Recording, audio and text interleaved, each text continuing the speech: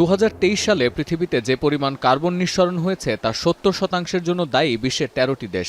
যদিও আজারবাইজানের বাকুতে শুরু হওয়া জাতিসংঘ জলবায়ু সম্মেলনে দেখা মেলেনি এই 13 দেশের রাষ্ট্রপ্রধানের।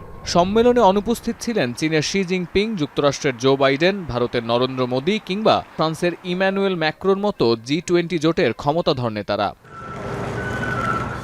COP29-এর দ্বিতীয় দিনের সবচেয়ে আলোচিত ঘটনা যুক্তরাজ্যের প্রধানমন্ত্রী কিয়ার স্টারমারের সংবাদ সম্মেলন।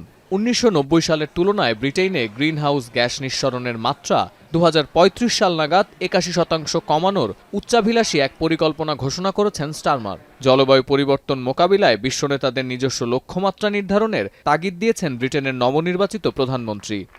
I was pleased to announce that we're building on our reputation as a climate leader, with the UK's 2035 NDC target to reduce all greenhouse gas emissions by at least 81% on 1990 levels.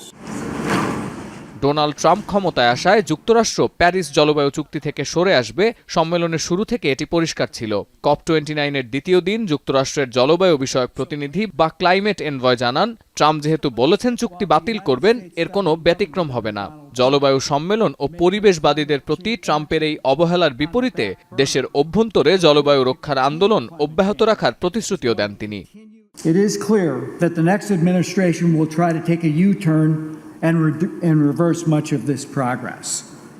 And of course, I'm keenly aware of the disappointment that the United States has at times caused the parties of the climate regime.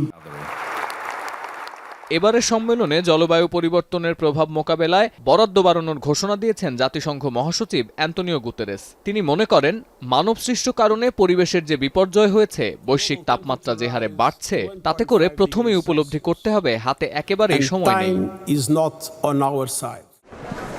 11 থেকে 22 November 12 দিনের এই জলবায়ু সম্মেলন পরিবেশ রক্ষায় আদৌ কোনো দৃশ্যমান পরিবর্তন দেখাতে পারবে কিনা এ নিয়ে বিতর্ক আছে।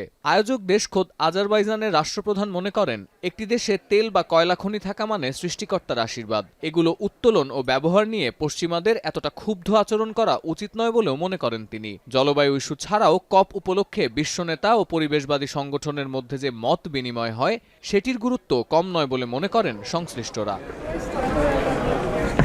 সতীর্থ কর্মকার, এখন বিশ্ব।